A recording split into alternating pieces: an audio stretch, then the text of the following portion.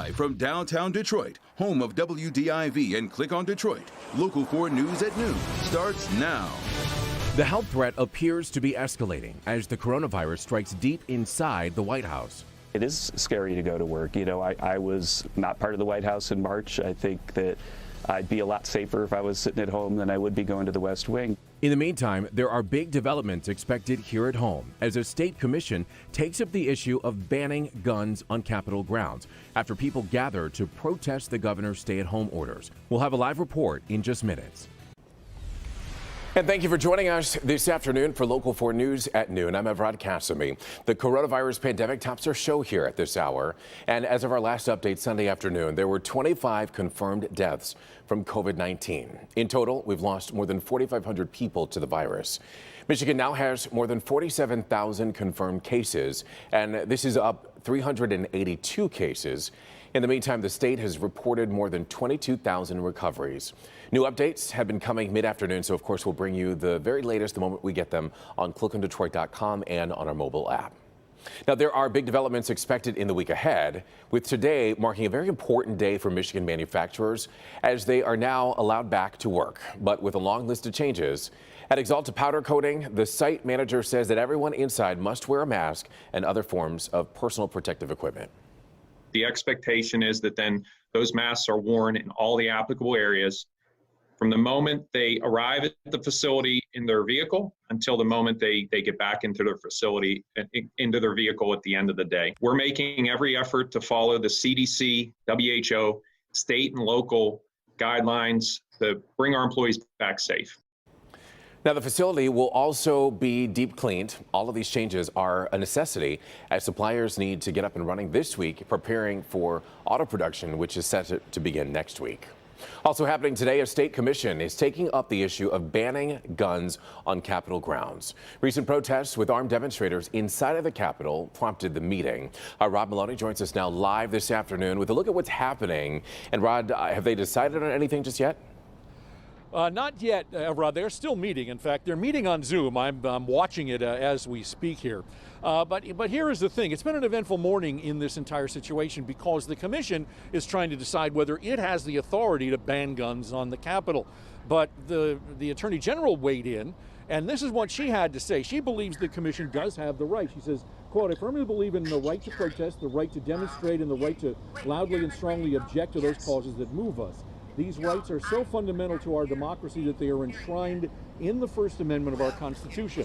Members of our legislature should not have to wear bulletproof vests," and hang on, I lost it, should not have to wear bulletproof vests or be escorted by armed guards in order to serve the people of the state. And that is in reaction to the protests that happened on the Capitol lawn and also in the building last week. And so in regard to all of this, the commission is saying, do we have the authority? The Attorney General says they do, but their legal counsel says they don't. So let's hear from the commission. It's on a Zoom meeting. It's kind of hard to hear, but let's see what they had to say about it this morning. My concern is that if we were to make a decision today, it may not be the most deliberate and thorough discussion. So for me to make a final decision today would not be doing the duty of which I'm obligated to do. An opinion from a previous Attorney General that says the commissions have no authority to change or abridge state law. And it's my understanding that's sitting before the Supreme Court right now. So for us to act on something that is going to be decided at the highest court in Michigan, it might be prudent to wait until after that. And so what they're saying there is that they think that they need to have a special commission to look into this to decide what they want to do. And they haven't voted on it yet, but there is a motion on the table for that to happen. In the meantime, the Senate Majority Leader sent a letter to the Capitol Commission saying, look, we should all get together on this and talk about this with the Michigan State Police, the Sergeant at Arms in the House, the Senate Police, and other legislators to see if there's a way to make some kind of rule on the Capitol grounds that can be agreed upon and perhaps the legislature enact a law. So there's a lot surrounding all of this. They're still trying to figure it out. Judging by the way they've been talking, it's likely they're not going to decide it today, but we'll wait and see, and we'll keep an eye on it for you. We'll certainly have the update coming up on Local 4 News at 5. reporting live. Rod Maloney, Local 4. All righty, Ron, thank you for the update there. Also happening this week, a judge is set to hear oral arguments in the state legislature's lawsuit challenging Governor Whitmer's emergency powers. Now, that is scheduled to happen on Friday. Of course, we'll keep you updated on that one as well. But in the meantime, 3 members of the White House coronavirus task force placed themselves in quarantine after contact with someone who did test positive for COVID-19. Dr. Anthony Fauci, the director of the National Institute of Allergy and Infectious Diseases and a leading member of the task force, is one of those in quarantine. Fauci's institute says that he has tested negative for COVID-19 and will continue to be tested regularly. Also quarantining are Dr. Robert Redfield, director of the Centers for Disease Control and Prevention, and the commissioner of the Food and Drug Administration, Stephen Hahn.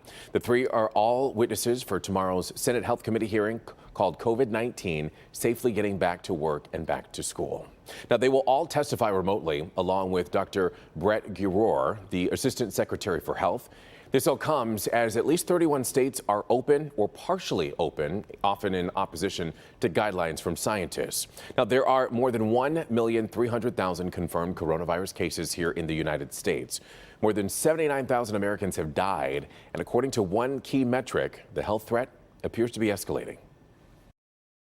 More than 20,000 new cases of COVID-19 were recorded in the U.S. on Sunday, according to Johns Hopkins University, and that number could increase.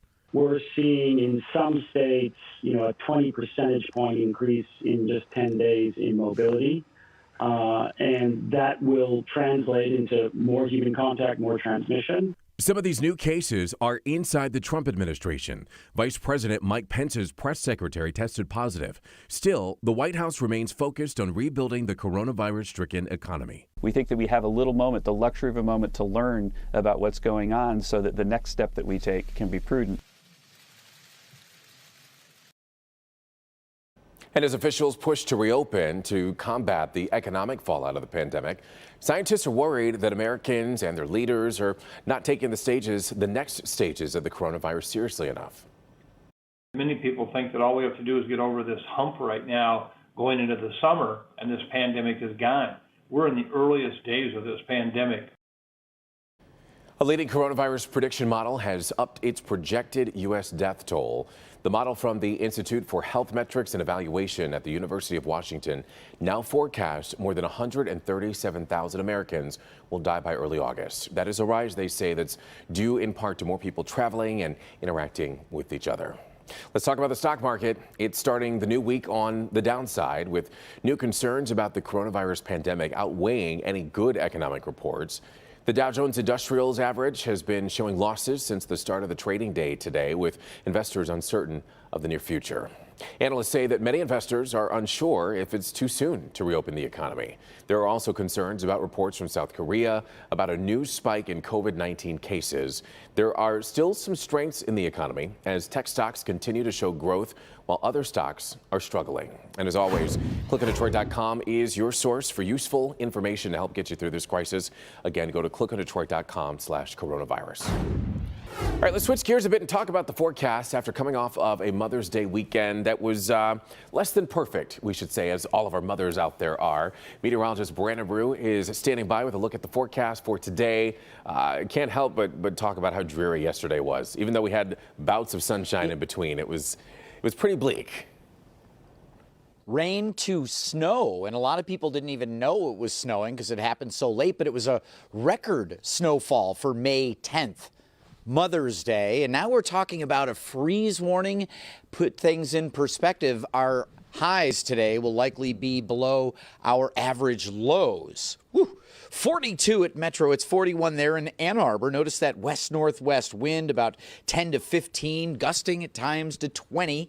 So wind chills are in the low to middle 30s. As you're heading out for that afternoon walk, temperatures are going to hover right there in the middle, maybe upper 40s. There is certainly a chance we get a little patchy blue sky, but also a chance for a splash and dash rain and or snow shower this afternoon. Freeze warning comes through the overnight hours. We'll talk more about that. Right now, you do see a little bit of moisture sneaking in to our north zone. Tracking more showers, Evrod, a freeze warning, but the light at the end of the tunnel worth hanging around for. All right. Well, we certainly will hang around for that, Brandon. We'll see you in just a few. But right now, we want to get to some new developments in a story that is making worldwide headlines. Georgia's Attorney General has now asked the Justice Department to investigate how local authorities handled the case of Ahmaud Arbery. He's the 25-year-old black man who was shot and killed while jogging back in February by two white men. Last week, police arrested Gregory and Travis McMichael. They're now charged with his murder. And then on Sunday, an open letter calling for swift justice was sent to Georgia officials by a group of celebrities, including Jay-Z, Alicia Keys, and even Tom Brady. What I'm seeking is those guys, all guys that were involved in the murder of my son, to go to prison, possibly for the rest of their life. Overnight, the Georgia Bureau of Investigation arrested a 20-year-old man, also in connection to a threat that was made on Facebook against future protests related to Ahmaud Arbery's death. Also making headlines this afternoon, some very sad news out of Hollywood as comedy veteran Jerry Stiller has died. Stiller is a classically trained actor. He became a comedy star twice in the 1960s in partnership with his wife, Ann Mira, in the 1990s with a memorable recurring role on Seinfeld. His son Ben Stiller, a comedy star himself, announced his passing today. Stiller was 92 years old. So to come here on Local 4 News at noon, the coronavirus pandemic hit Europe especially hard. But today, countries throughout the continent are easing lockdown restrictions. So after the break, we're going to take a deeper look at what's happening overseas.